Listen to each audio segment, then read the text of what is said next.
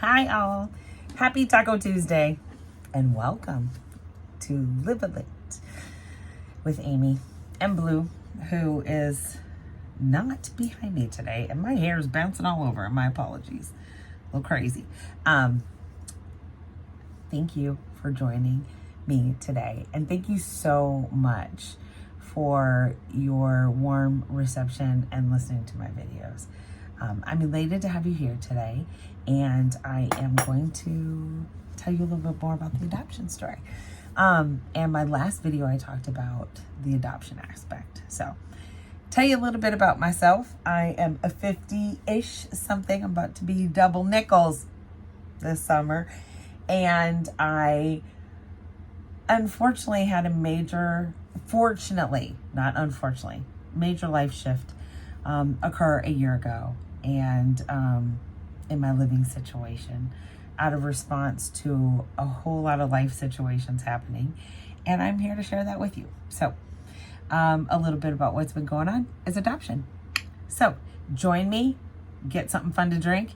If you haven't already, please subscribe, like, select the button for alerts. It is my goal to put at least one video up a week, if not more, because I need to start trudging through some of these that I have and start sharing more, and there's a whole lot more coming up too. So, and I think I might actually be able to easily do that, considering being a snowbird, I'm getting ready to go north, and that will be some pure entertainment, I am sure. So, adoption with Amy. So in my previous story, I ended talking about how I was blessed with being gifted an Ancestry.com test. So I did not have any idea or information regarding my biological parents. So the information that I had was non-identifying. And I think I mentioned before, it literally is this: your father is this tall or this weight, was an athletic build, yada yada. Your mother Christian and wanted you in a Christian family.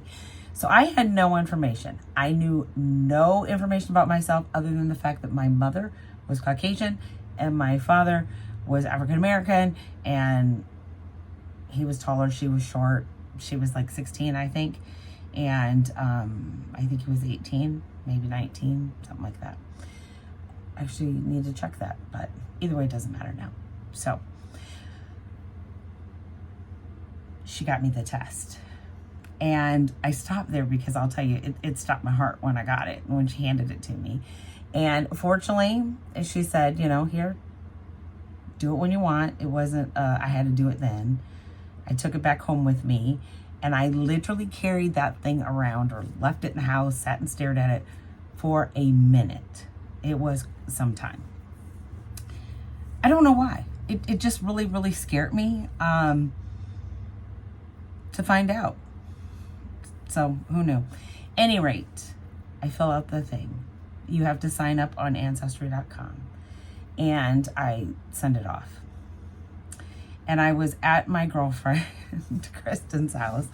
I'll have to tag her and see if she remembers this, when I decided to do it. But I also had been sick, and I think I had like a cherry cough drop or something red in my mouth. And of course, I got the test back and they were inconclusive. So I had to do it again, going through the stress and the saliva spit process that you have to do to send in. So I fill it out, I send it in, my results come. Yay! We get to know where I came from. And the results are really pretty cool. If I can figure out how to insert it, I will, or at some point I can share, or maybe I'll just pull it up and talk about it, just to tell you a little bit about it at some point. But basically, since everyone and their brother is always like, are you really black? Do you really know your background? I don't think you're a minority. You got good hair. You're kind of light skinned. You get white in the winter. All these crazy, stupid comments. It confirmed. Yes, I am mixed. Black and white. More white, funny enough. No, more black. I don't know. Can't remember. One of them is more than the other. Any rate, the interesting thing about that is it logs it into Ancestry.com. And so the minute I did this, the minute it comes back, I literally get this outpouring of people on the emails within the app. And I'm getting these messages like, oh my gosh, we're cousins, we're related. It looks like we're, fifth removed, sixth removed, seventh removed. Oh, here's our ancestry. I'm doing ancestry for our family. Here's the tree. Here's 35 pages of whatever. Tell us where you fit. It's kind of difficult when you're adopted and you know nothing. Nothing. So I didn't know these people and I couldn't tell them where I fit in. I had no clue how I connected to them. And they didn't really know how I connected to them. And so I guess at some point I thought, geez, this is going to have to be like a dead hit or something like that, maybe, for somebody to be like, hey, I think we're close related. And then that's how it's going to happen. It didn't seem to happen. So I was annoyed. I was frustrated. And I was getting so many messages that I was like, I'm done. So I ended my ancestry relationship. And I think I had the email available for like a month. And we were traveling, and it was like coming up into the holidays. And I remember getting a message from somebody, and I really should look it all up, but I recall it had said, I really would like to connect with you. I believe you may be directly related to my husband, or, it could be, because Ancestry doesn't tell you, hey, guess what? It's your daddy or your mom or your sister or your brother. They'll say it looks like a first cousin, or it looks like a very close relative within your ring of whatever. And so she had said, I think you're closely related to my husband. I would like to connect with you. I was like, okay, great. Send me some information. End of the year, coming into the holidays. Logan was, pretty sure this was Logan's junior year.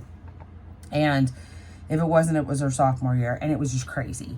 And we were getting ready to go to a tournament. We've been traveling every weekend, and I was working a ton. And I honestly I didn't have time. I could barely keep my head above water and remember to make hotel reservations for wherever we were going next. It was kind of one of those times. And I remember we were either in Florida, we were on our way to Florida, something like that. We were in the car with my girlfriend and her daughter that we traveled with. And I got a message, and she said, I really need to talk to you. Is there any chance that we could talk on the phone? And I just explained, yes, this weekend really isn't that great, considering we were in Florida running around, but literally we were coming back. Logan had a busy week and a couple of things going on at school. I think I actually even traveled that week somewhere. And then the next week we were turning around and going to one of the largest showcases that they went to. And then we were on break, right? So I was like, we kind of got this going on. If there's any way we could touch mid-base January or December. She's like, no, not really. I'm like, God, okay, fine. So I made the call, and this woman shared with me that she had been doing ancestry stuff online and had identified that I was related to her husband's family, and she wanted to connect with me. So I got on the phone with him and her. And what's interesting is, prior to our call, and I think I've told my aunt this because she's my aunt, I'm not 100% sure, but they'll hear it here, or I will be happy to share with them. But when we were before we got on the call, she sent me a picture of my uncle, of her husband. And I was like, that's kind of nice. I showed Logan, I said, what do you think? And she goes, I don't know. And I said, yeah. So I said, well, maybe this is my uncle. Maybe it's my dad. We don't know. We didn't know them. And so I shared it with John. He was like, oh, you look so much like him.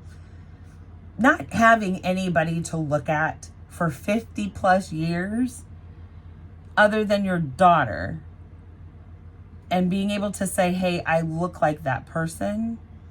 When you finally have it, you're kind of like, do I?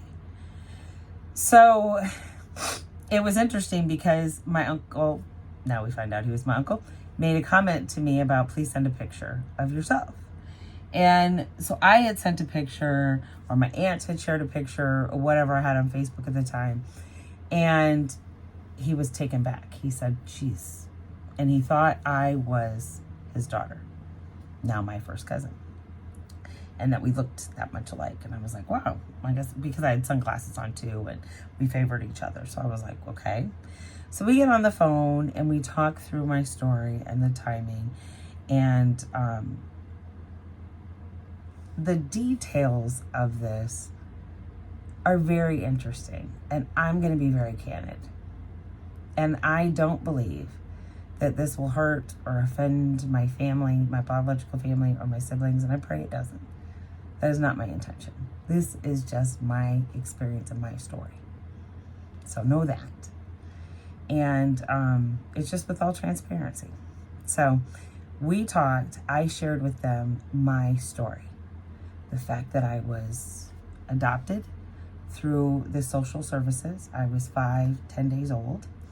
And I grew up in small town Iowa, and what I knew about the non-identifying information, and that was it. I didn't have a lot to share. And so he asked me, he had shared some information with me about him and the family, and they said, what we would like to do is, talk to the family. And, we want to look into some things, and long story short, they blessed the family, the siblings, with the Ancestry DNA test to do. Thinking that there could be a slight possibility that maybe I was somebody else's, but they came back, and shortly after, into the new year, I was informed that it was this uncle's brother, the second youngest of 6, and that he was my dad. And they informed me that they had reached out to him, and they informed him of me, and he said that he is amazed, very happy that they found me, and that he was open to talking to me and to share his phone number. And then it sat in my lap. And anybody can comment on this, please. I know my comments haven't been on, so I apologize. I don't know why, figuring all this out, but comments will be on. So please comment if you're an adoptee. But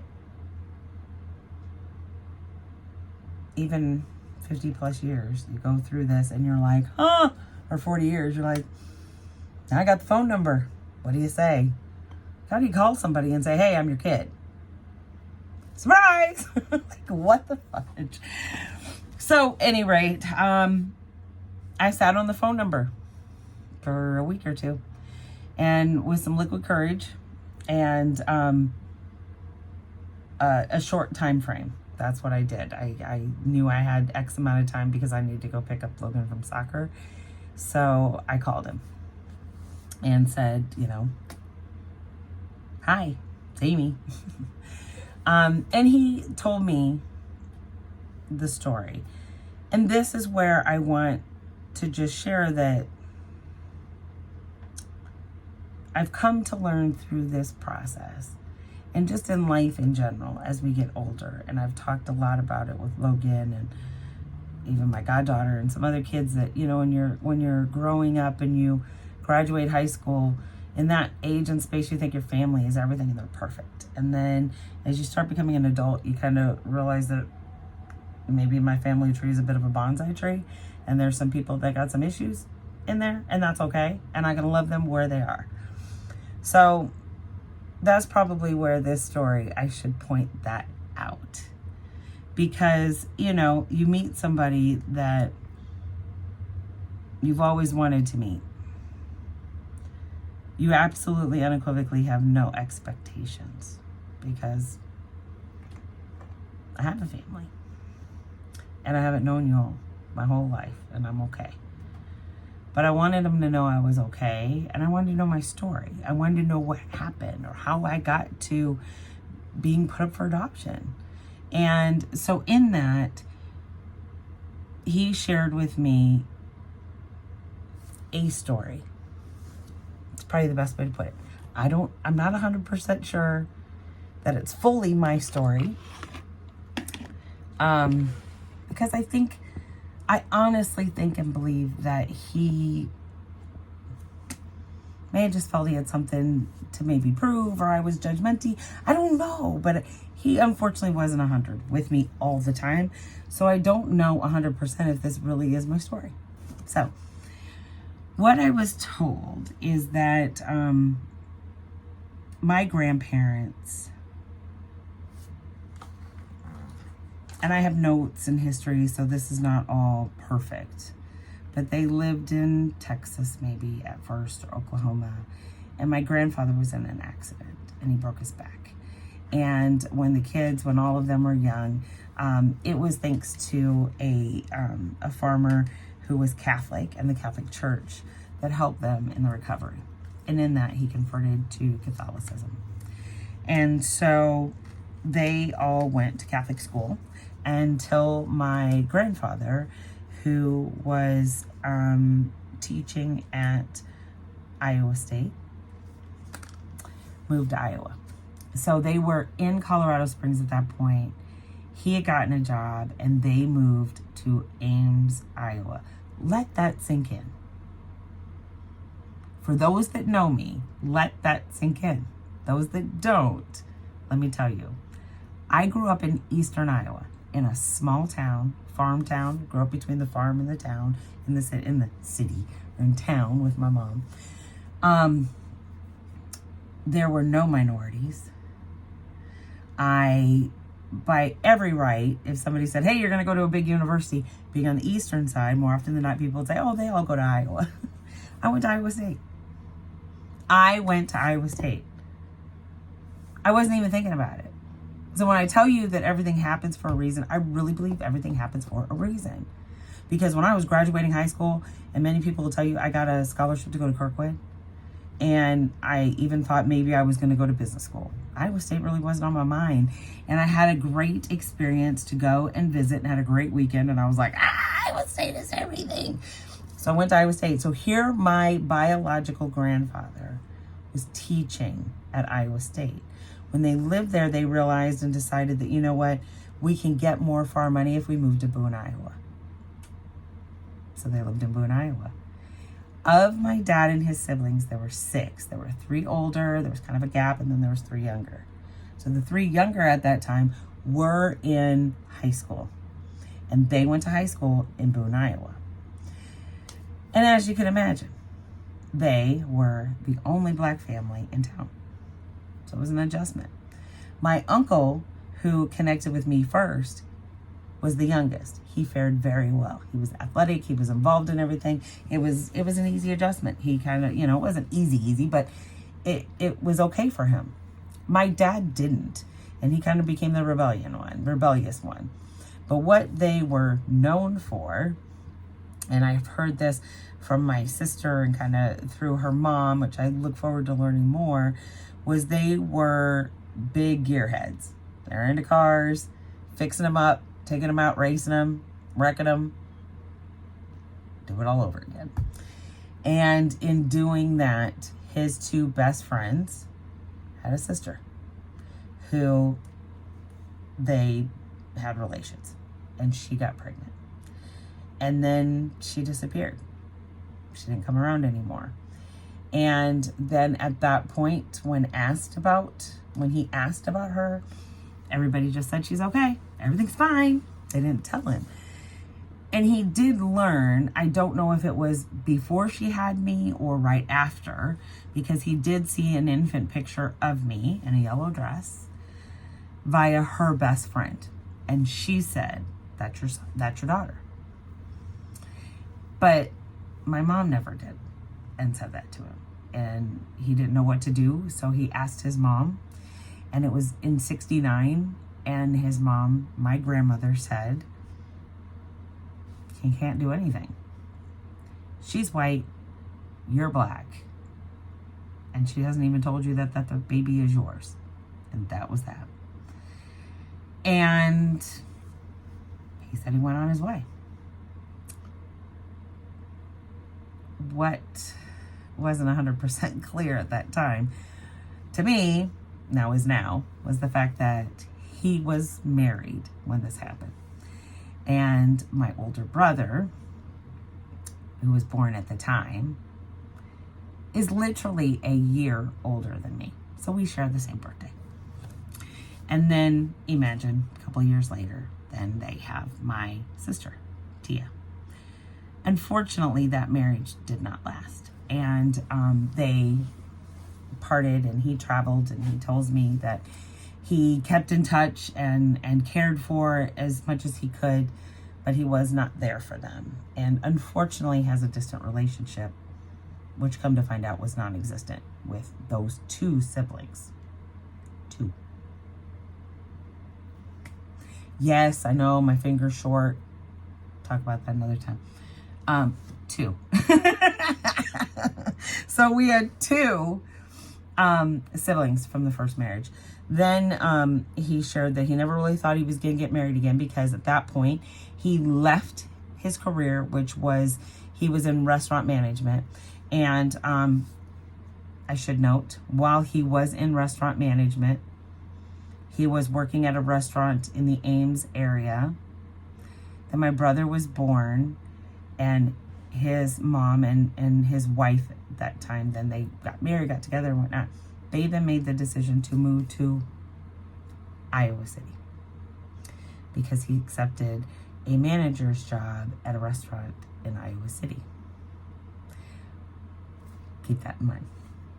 So they moved to Iowa City, and then they have Tia. And I think actually Tia may have been born in Ames, and then they moved to Iowa City, and then they went back to Ames. And he said, unfortunately, at that point, he decided he was going to go into his absolute dream job. My grandfather, he just wasn't happy in the restaurant space. My grandfather asked him why he wasn't happy. He said his dream job was to drive a truck. So he went to driving school, and he drove a semi for 30 plus years, governmental contracts, tons and thousands of miles. Had an amazing career. He, during that time, meets someone and ends up getting remarried unexpectedly many years later, and has two more children, my younger brothers. Many of you have seen or heard about my baby brother Anthony and his brother Brian. They live in Oklahoma City. So I have two younger brothers that are in their 30s, low 30s. Yes, Anthony could be my child. Just kind of funny. But at any rate, so they have the two brothers. And that is all my dad tells me. That I have four siblings. Four. One older, sister younger, two baby brothers. And a cousin that he helped raise, which was my aunt's daughter, Crystal. So, there we go. So, what do you do with that information when you're thousands of miles away? You got to get connected. So, I'm going to go ahead and end this here. I'm going to do another video in the same getup.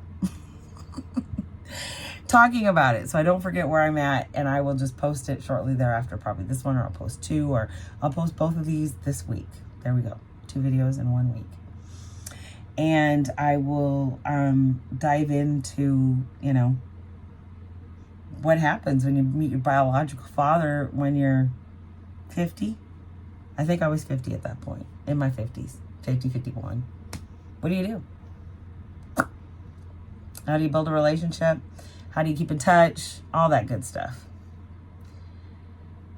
My father is an interesting person. Very, very interesting character, as I learned. But I was very fortunate to meet him and have a relationship with him. And, my relationship with him. Everybody has a very different relationship with him, as they should. They have their own unique relationship. So I can speak to my relationship with my dad. And I'll talk about that and getting to know him and the family and introductions and where I'm at now with that. Because there's still so much more. Like, subscribe, please. Please, please, please. Hit that alert button so you know next time I post a video. And any of your comments would be wonderful. If there's anything that you have questions about, you're curious about, let me know. I'm an open book. So thank you so much for spending 25 minutes with me.